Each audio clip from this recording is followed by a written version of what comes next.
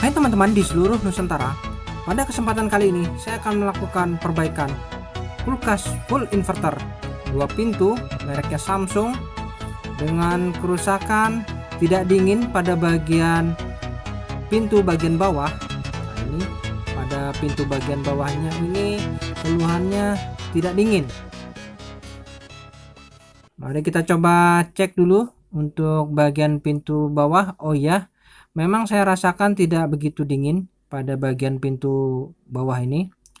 Dan untuk pintu bagian atasnya, dan saya rasakan, oke, saya nyalakan dulu lampu penerangan biar terang.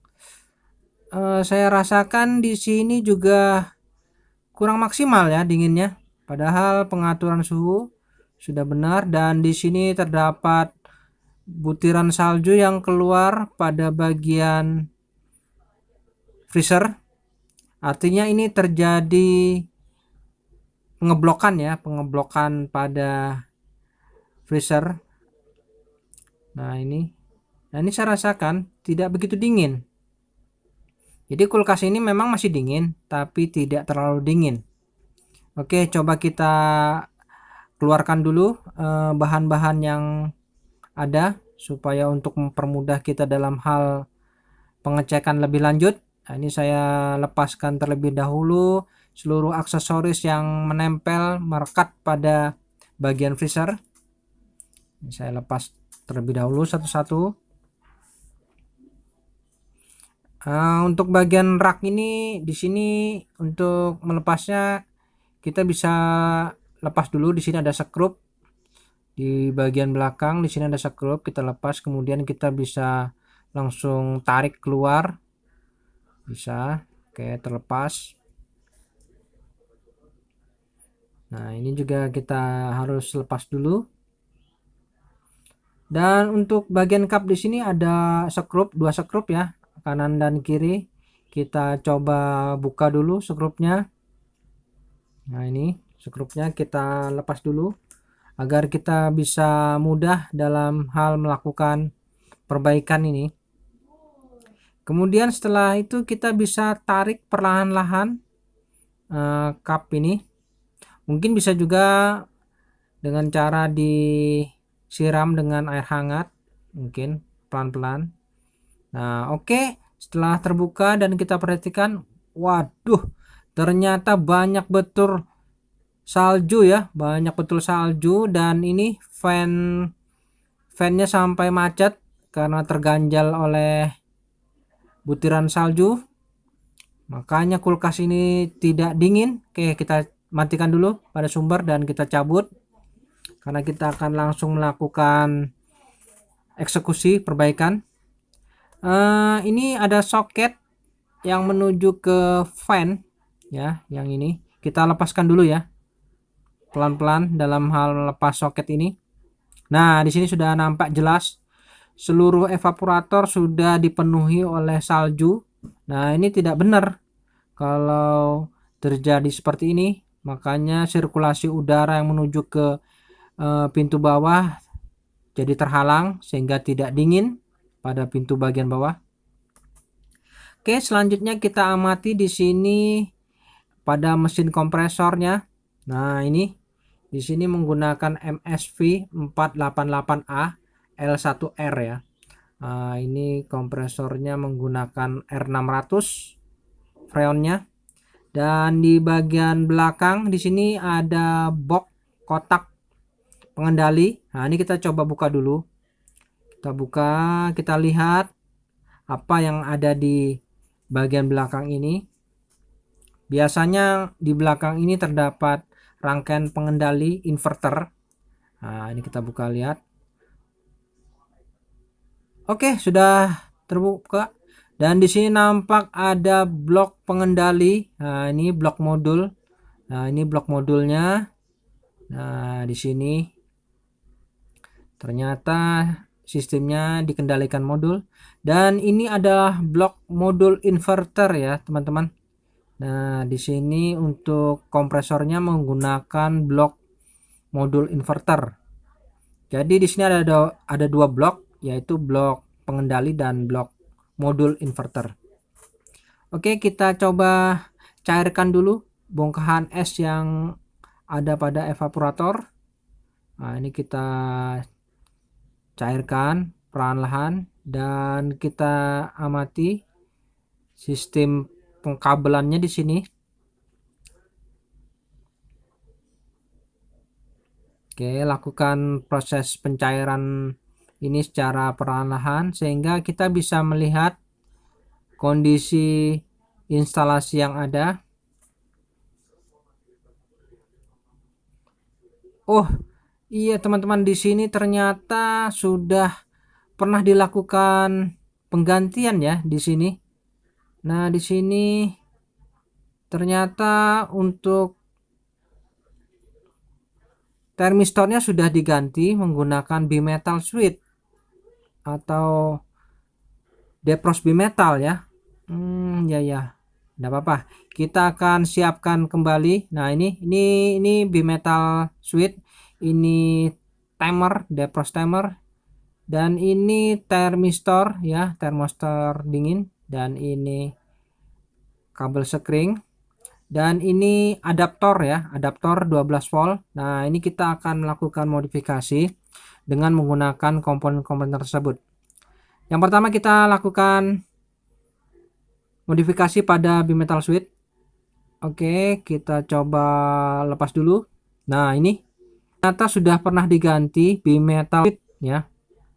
Jadi kita tidak perlu mengganti bimetal switch yang baru karena ini sudah pernah diganti. Jadi saya rasa ini pasti masih bagus. Jadi kita tidak usah mengganti lagi. Maka kita langsung saja mengembalikan saja bimetal switch ini ke posisi kita letakkan ya, kita pindah ke bagian akumulator.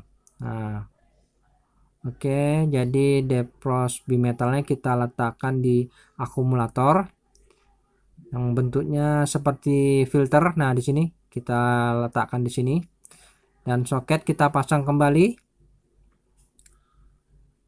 Oke, begitu saja untuk modifikasi bagian atas. Selanjutnya kita pasang kembali dan jangan lupa kita pasang soket fan-nya ya. Ini jangan lupa kita pasang soket fan pada bagian freezer ini.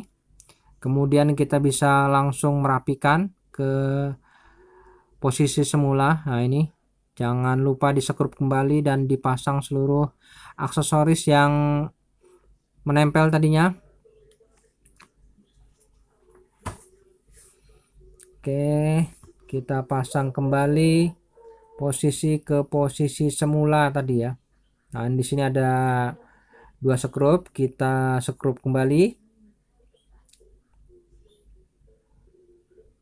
Dan untuk proses ini kita akan melakukan modifikasi dengan sistem timer. Nah, ini timer yang kita gunakan. Nah, ini timernya kita menggunakan timernya sistemnya sistem 13.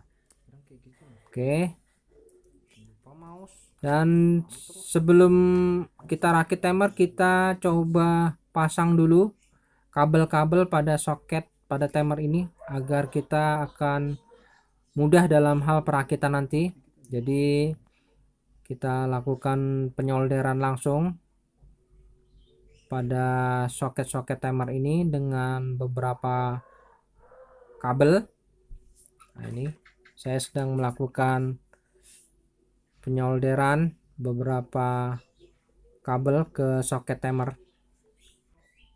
Oke, sudah seluruhnya terpasang. Nah, begini saja teman-teman. Jadi kita sudah siapkan timernya.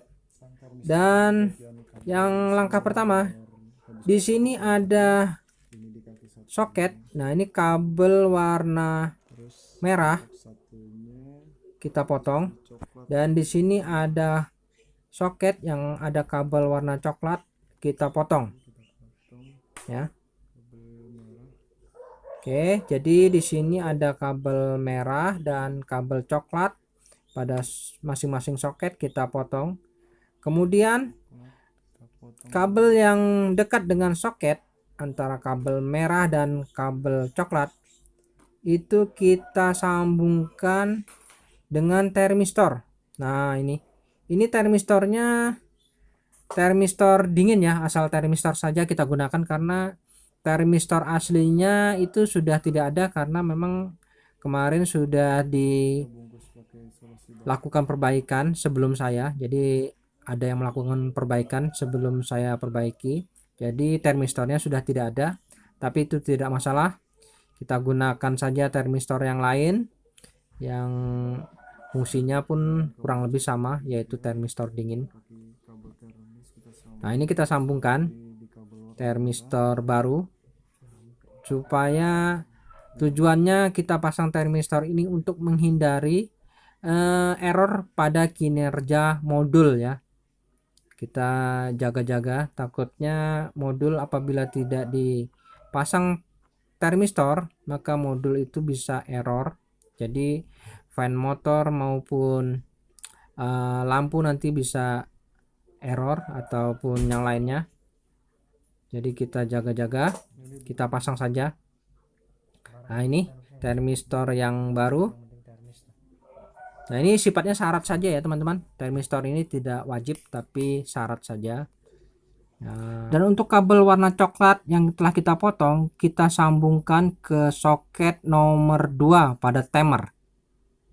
Dan untuk soket nomor 1 pada timer kita sambung ke kabel warna merah yang telah kita potong tadi. Dan kemudian ditambah dengan kabel warna oranye. Nah, ini kita potong kabel oranye pada soket yang besar. Nah, ini kita sambungkan, kita gabung jadi satu. Nah, ini kabel warna merah kecil dan kabel oranye dan kabel yang menuju ke soket timer nomor 1. Oke, kita isolasi dulu.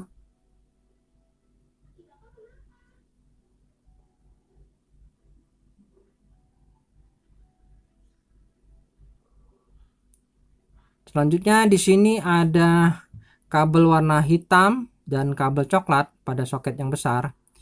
Ini kabel coklatnya kita potong. Dan kemudian kita akan sambungkan pada kabel warna hitam. Nah, ini kita sambungkan saja ke warna hitam. Tapi jangan dipotong ya kabel warna hitamnya. Jadi ini kabel coklat ini dengan kabel warna hitam ini digabung jadi satu.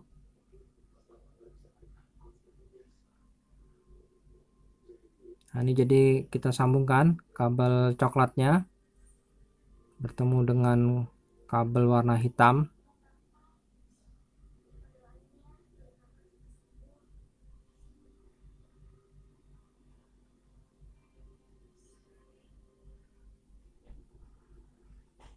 Nah, ini kita sambungkan.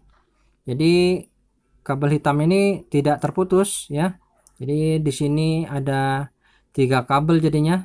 Kabel hitamnya 2 ya, dan kabel warna coklat jadikan satu sehingga kabel hitamnya masih utuh, artinya hanya kita sambungkan dengan kabel coklat. Oke, setelah itu baru kita isolasi.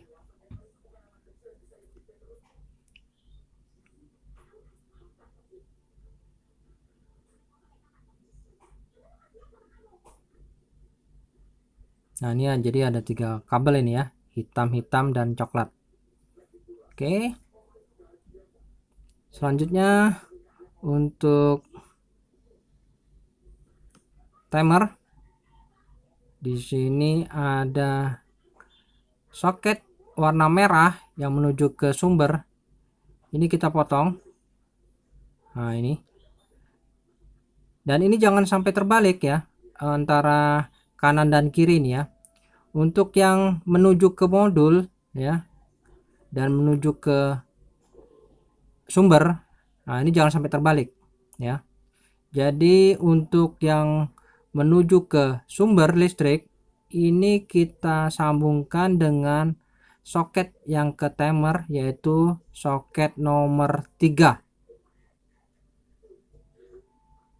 Oke, kita cari. Nah ini soket nomor 3 kita sambungkan ke kabel yang menuju ke sumber listrik ya. Ini jangan sampai terbalik karena, dan untuk soket nomor 4, nah ini menuju ke kabel yang menuju ke modul.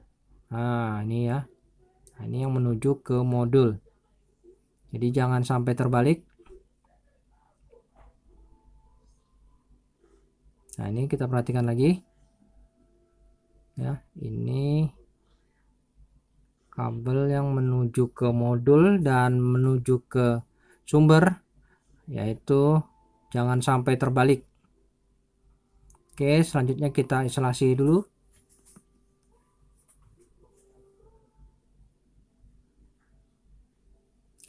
Dan sebelumnya soket nomor 3 yang menuju ke sumber itu alangkah baiknya dipasang sekring ya. Nah ini yang tadi yang soket nomor 3 menuju ke sumber ini kita pasang sekring.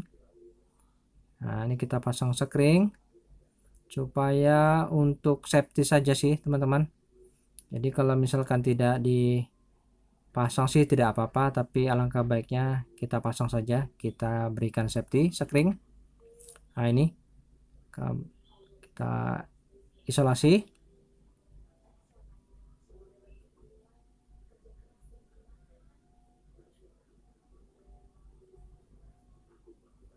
Jadi untuk teman-teman kalau tidak jelas silahkan komen di kolom komentar, karena mungkin saya menjelaskan ini mungkin terlalu cepat atau gimana. Jadi kalau misalkan kurang jelas silahkan bertanya, dan insya Allah saya akan memberikan jawaban yang sebisanya. Nah ini ya, jadi soket nomor 3 pada timer kita pasang sekring ya, menuju kabel ke sumber listrik. Oke, itu saja, jangan sampai terbalik. Kemudian tahap selanjutnya kita akan melakukan modifikasi pada bagian lampunya ya. Lampunya ini kita menggunakan adaptor ya, adaptor 12 volt. Nah ini gunanya untuk supply lampu nanti, karena untuk lampu kulkas full inverter ini menggunakan supply 12 volt. Jadi kita perlu menyediakan adaptor supply 12 volt. Nah ini terserah, ini casingnya mau dilepas dibongkar boleh, atau mau dibongkar begini juga boleh, jadi ini tidak wajib, terserah saja, yang penting ada supply 12 volt. Dan untuk sumbernya, untuk supply kita bisa langsung sambungkan pada soket sumber listrik. Nah ini soket sumber listrik pada soket warna biru ini. Nah ini di sini ada kabel warna biru dan coklat. Nah kita bisa ambilkan sumber untuk adaptor di sini, jadi kita bisa langsung sambungkan saja.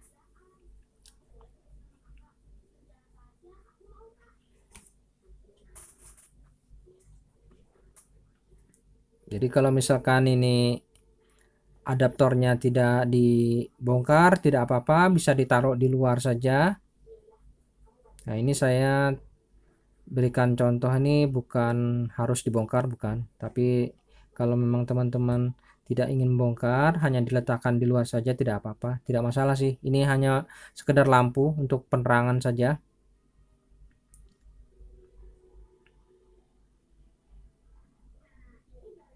Oke, di sini kita sambungkan.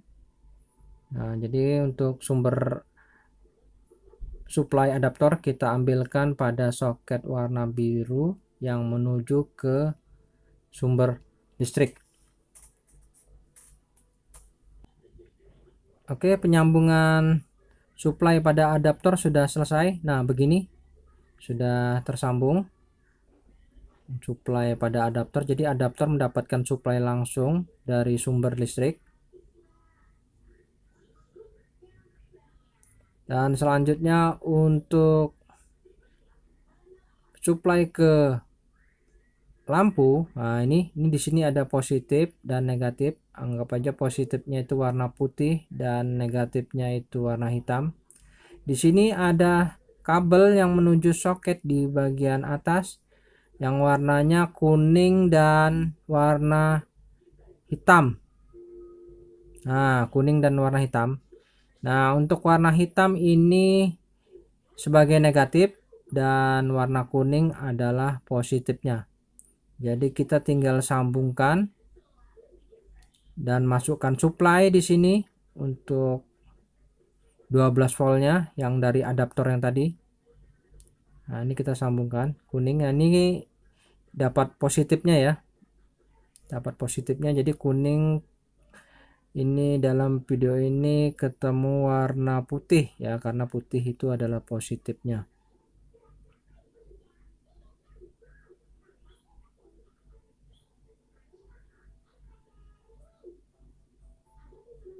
Oke, kemudian kabel warna hitam ini saya sambungkan pada negatif.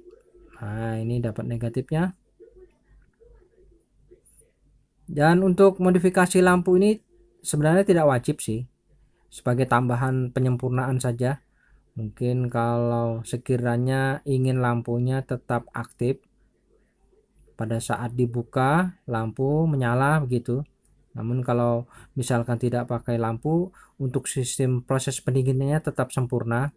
Ya, ini hanya sekedar modifikasi penerangan. Oke, sudah tersambung untuk modifikasi lampu dan kita bisa tinggal merapikan saja. Selanjutnya sudah terpasang, timer sudah terpasang, dan adaptor lampu sudah terpasang, dan kita tinggal merapikan dan bisa kita pasang kembali soketnya ini pada semula, dan kita tinggal merapikan saja ya teman-teman.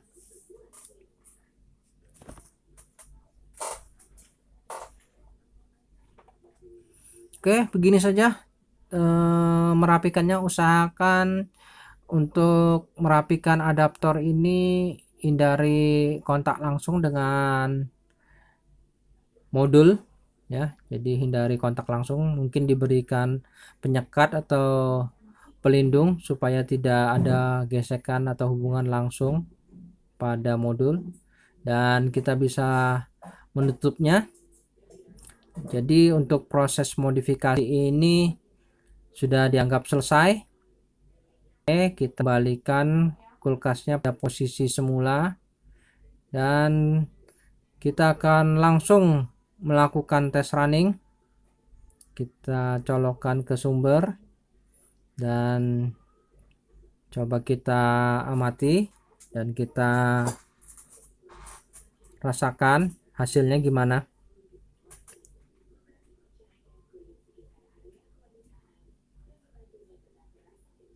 Oke, kita coba cek dulu untuk pintu-pintunya. Di bagian freezer di sini sudah normal ya, dan untuk bagian pintu bawah juga normal. Di sini lampunya bekerja. Nah, ini lampunya sudah menyala. Nah, ini lampu ini mendapatkan supply 12 volt tadi ya teman-teman. Dan untuk ini bagian freezernya juga sudah normal, fan bekerja normal.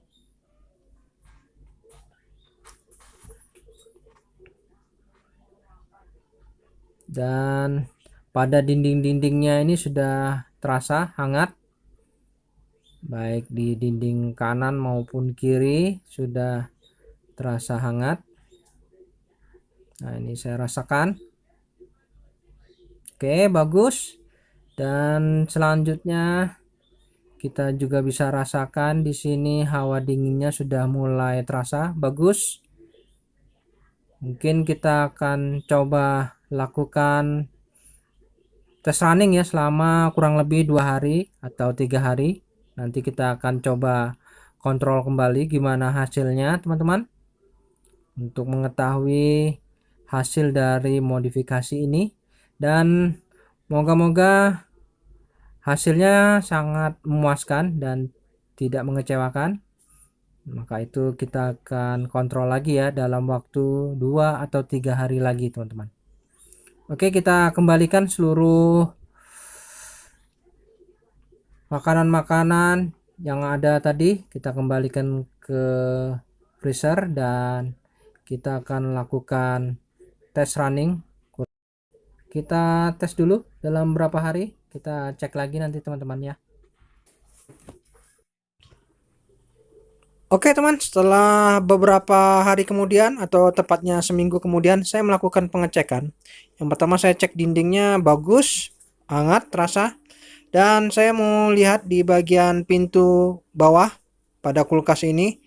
Dan saya coba raba pada kaca raknya ini. Wah mantap ini, dinginnya sangat terasa ya teman-teman. Jadi untuk pintu bawah ini saya rasa sudah normal, dinginnya sudah pas. Dan untuk bagian freezer, wah ini di sini sudah terasa hawa dinginnya dan saya rasakan wah betul-betul sempurna ini teman-teman ya. Oke, berarti untuk perbaikan kulkas full inverter ini kita anggap berhasil. Di sini betul-betul sudah terasa dinginnya. Dan oke teman-teman, sampai di sini dulu perjumpaan video saya dan kita akan ketemu lagi dalam video saya selanjutnya. Sampai jumpa.